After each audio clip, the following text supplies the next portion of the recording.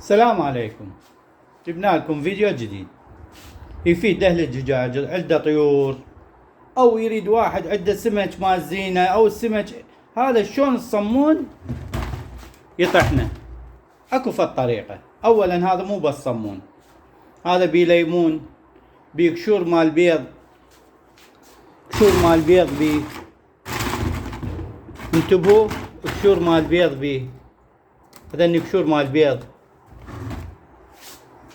هذا كله شلون اثرمه اسويه بهذا الشكل ويفيدكم للطيور، للدجاج، للسمك مال زينه.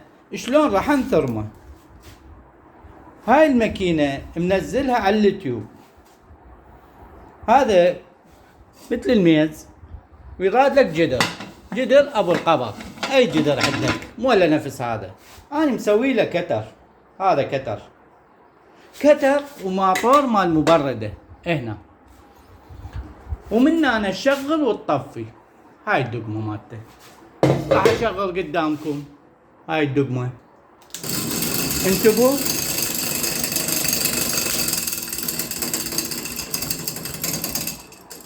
بهاي الطريقه من اشغل واطفي. سوي له جوزه دقمه. شلون راح نثرم؟ هسه راح اشوفكم شلون اثرم. جيب هذا الصابون، هاي كرفه، هاي كرفتين شو تسوي؟ تثرمه. شغلت،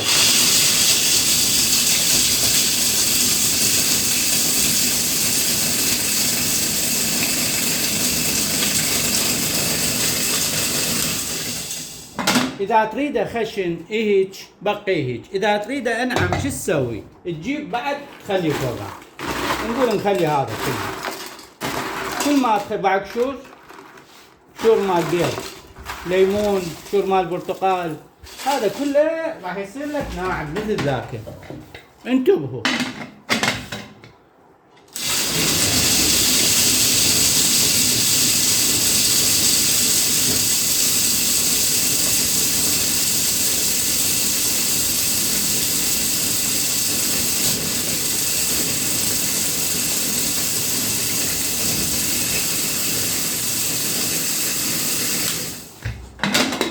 شفتوا شلون صار؟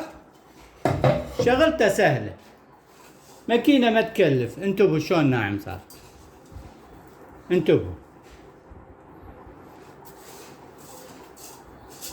هذا يفيد، هذا صمون يابس والقشور مال بيض ومال برتقال مال ليمون احسن مال ذبه تيبسه.